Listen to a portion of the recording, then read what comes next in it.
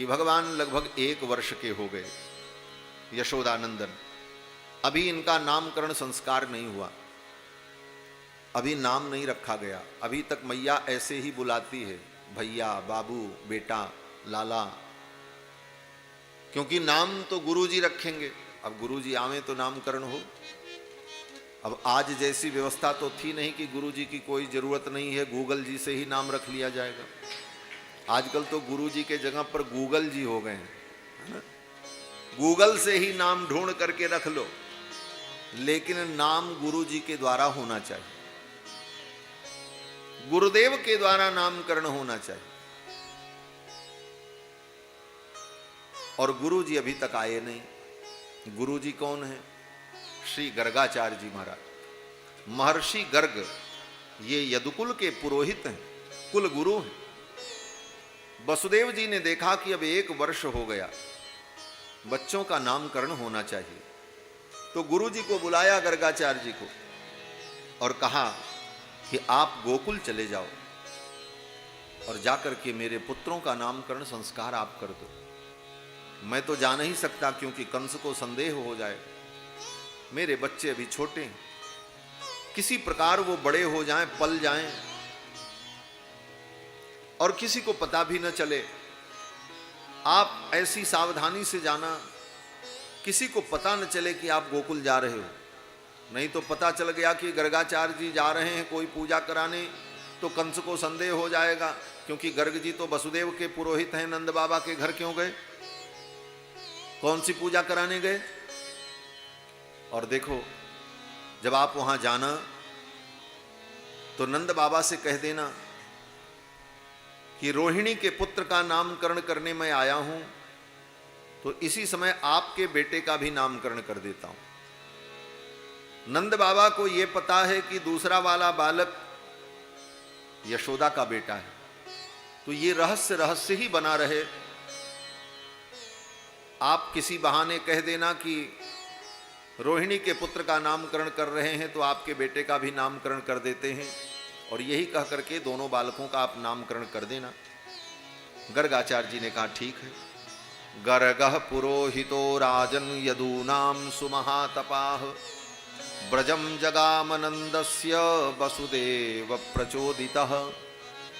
वसुदेव जी के द्वारा प्रेरित होकर श्री गर्गाचार्य जी महाराज गोकुल आए और नंद बाबा से कहा नामकरण संस्कार हो, तैयारी करो। नंद बाबा ने कहा ठीक है, सबको निमंत्रण देते हैं, भंडारा की तैयारी करते हैं, खूब बड़ा उत्सव होगा। गर्गाचार्य जी ने कहा ये सब कुछ नहीं होगा। बोले क्यों? गर्गाचार्य जी ने कहा वसुदेव के पुत्र रोहिणी नंदन का मैं नामकरण करने आया हूं, और आप उत्सव करोगे तो ये बात चारों तरफ फैल जाएगी।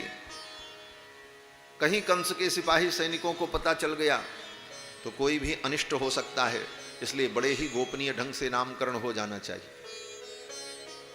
नंद बाबा ने कहा ठीक है। अत्यंत एकांत में गाय की गौशाला में चकार नामकरणम गूढ़ो रहस्य बालयो हो, अत्यंत एकांत में किसी को नहीं बुलाया नंद बाबा ने। बाकी सभी उत्सव में सबको नंद बाबा बुलाते थे, लेकिन नामकरण के उत्सव में नंद बाबा, यशोदा रानी और रोहिणी और श्री गर्गाचार्य जी महाराज और दोनों बालक, बस इतने लोग, बाकी किसी को निमंत्रण नहीं दिया। गर्गाचार्य जी ने नामकरण किया। गर्गाचार्य जी ने कहा हे नंद बाबा, ये जब बड़ा वाला बालक है रोहिणी का पुत्र, इसका नाम राम होगा।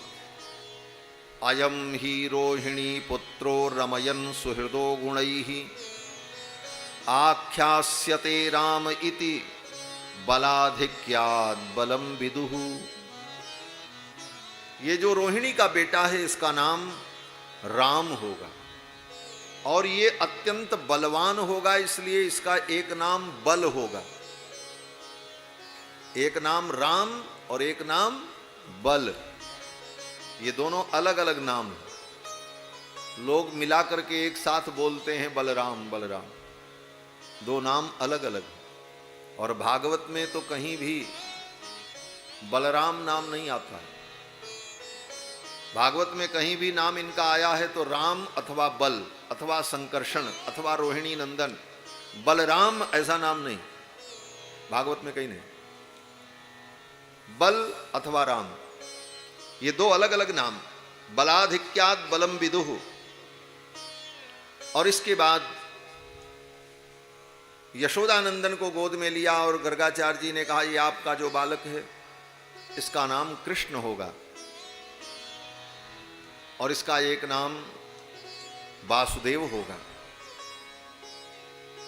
नंद बाबा ने कहा वासुदेव क्यों होगा, ये तो मेरा बेटा है, जो वसुदेव का बेटा हो उसको वासुदेव कहते हैं, ये तो मेरा बेटा है।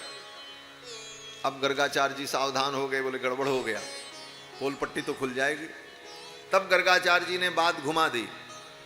गर्गाचार्य जी ने कहा प्राग अयम वसुदेवस्य क्वचित जातस्तवात्मजः, ये आपका बेटा कभी पहले वसुदेव जी का बेटा था, इस बात को जानने वाले लोग इसको वासुदेव भी कहेंगे। तो नंद बाबा ने कहा हाँ हाँ कभी रहा होगा, लेकिन अभी तो मेरा ही बेटा है।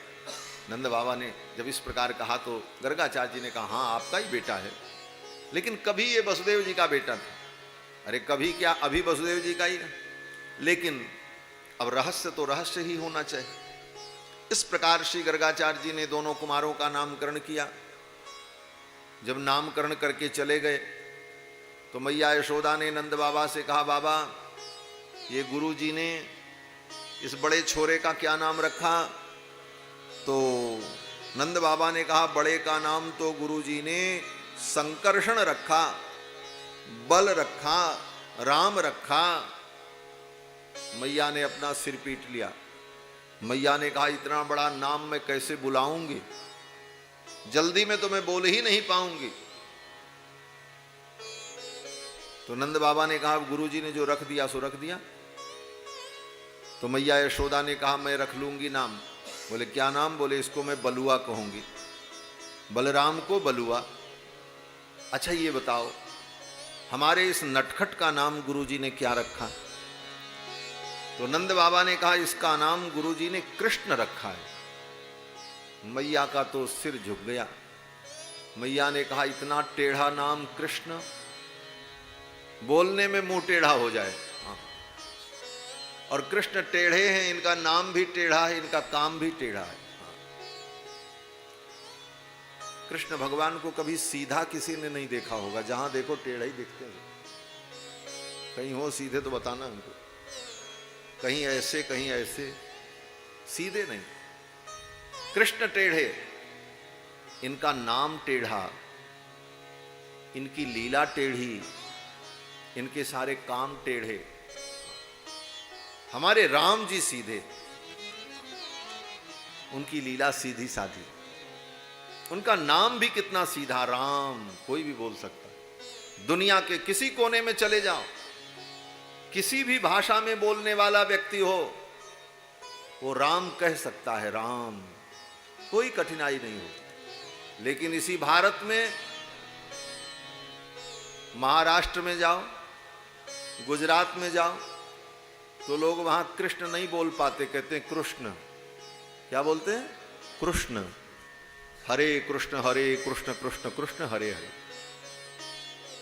भगवान का नाम कृष्ण बोलने में भी कठिनाई हो जाती है। क्यों? बोले नाम इतना टेढ़ा है। कृष्ण भगवान टेढ़े, इनका नाम टेढ़ा, इनकी लीला टेढ़ी। और राम जी का नाम सीधा, राम जी सीधे। हमारे राम जी जैसा सीधा कौन होगा?